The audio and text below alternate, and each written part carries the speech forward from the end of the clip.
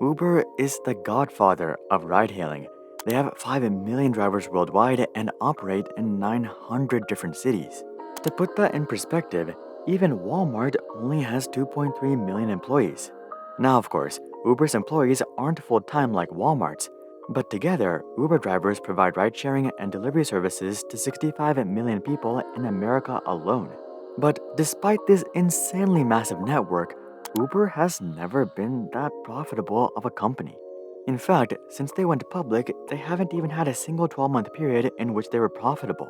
For a little bit, it seemed like Uber was finally turning things around as the company posted their first profitable quarters last year.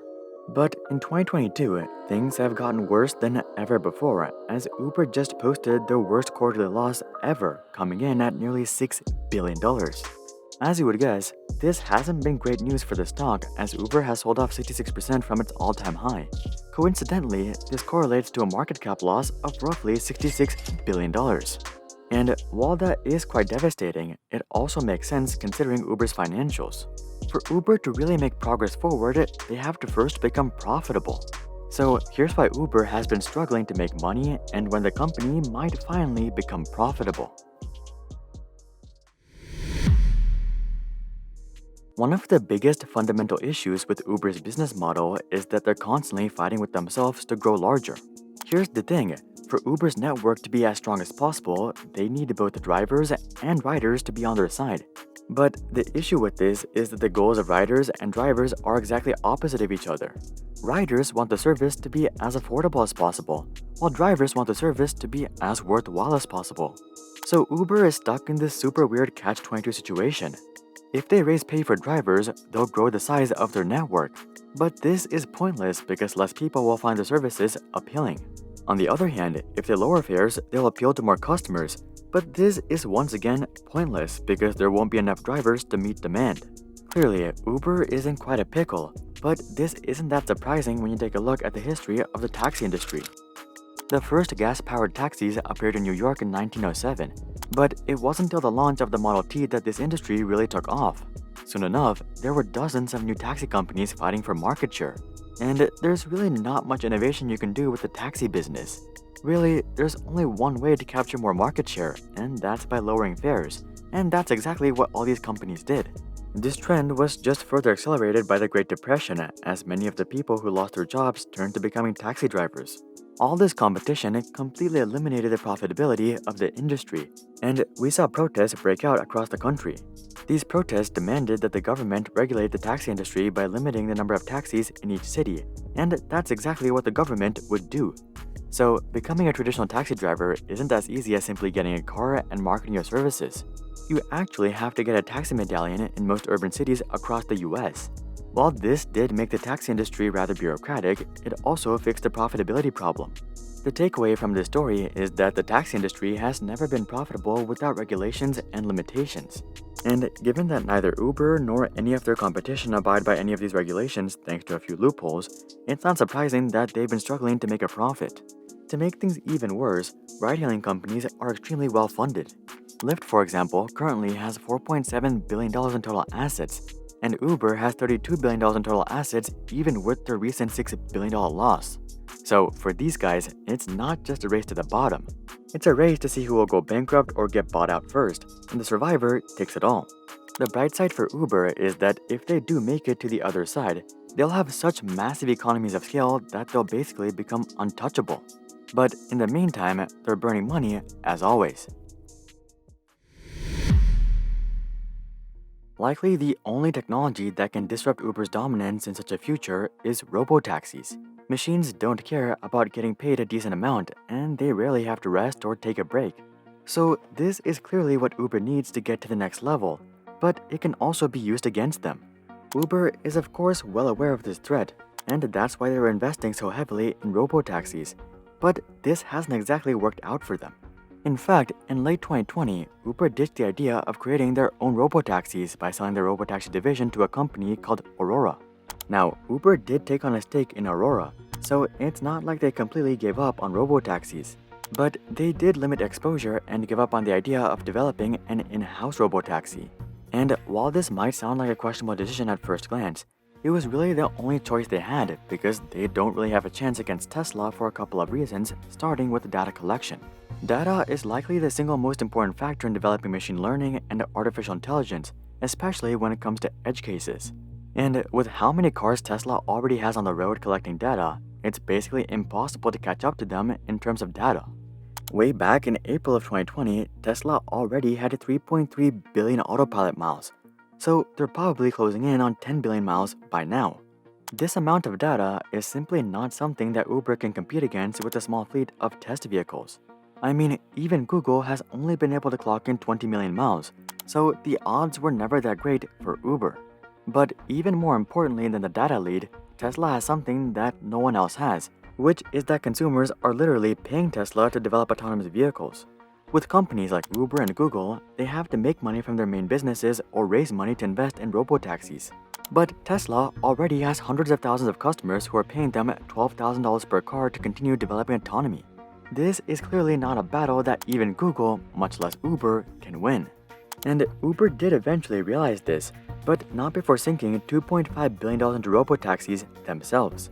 And while it makes sense why they made this bet has unfortunately been weighing down on Uber's bottom line for years.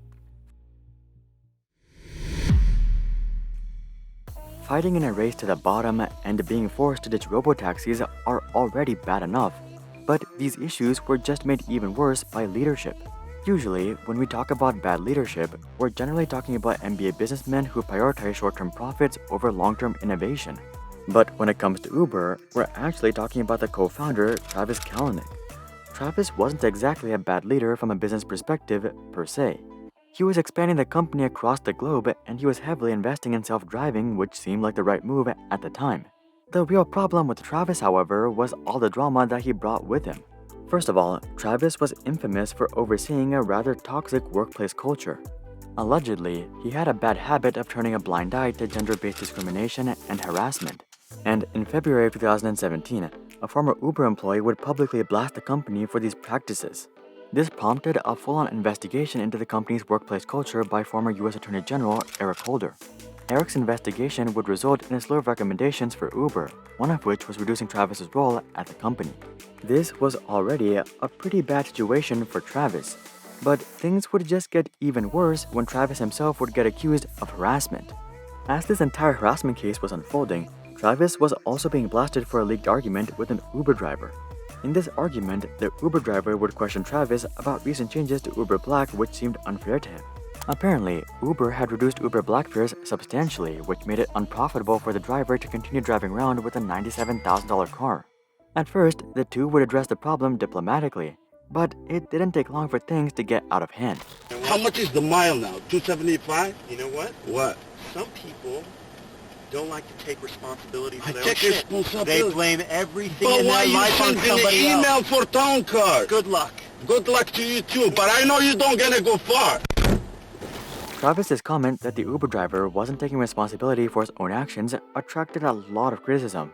People were quick to call out how Travis had bypassed loads of taxi regulations and labor laws through Uber, and how he was not taking responsibility for any of that. Now, honestly, I think some of the blame does lie on the Uber driver as well, given that buying a $97,000 car based on Uber income is not exactly the smartest of choices. But that's besides the point. Travis's allegations and the comments had destroyed his reputation, and this was enough to kick off the Delete Uber movement. Travis would eventually be ousted by the board, and he would leave the company altogether and sell all of his stock in December of 2019. But the damage had already been done. Despite all these challenges, it does look like Uber is finally turning a corner. They've already expanded all across the globe, so they no longer have to fight so hard for market share. They have also expanded into adjacent businesses like food delivery, which has diversified their income. On top of this, they've cut losses on self-driving, and Travis is no longer involved in the company whatsoever. So it really is just a matter of cleaning up the business and achieving profitability. Something else to note is that the vast majority of their losses last quarter were due to poorly performing assets as opposed to terrible cash flow. If we take a look at their EBITDA, we'll see that Uber only lost $215 million last quarter due to the business itself.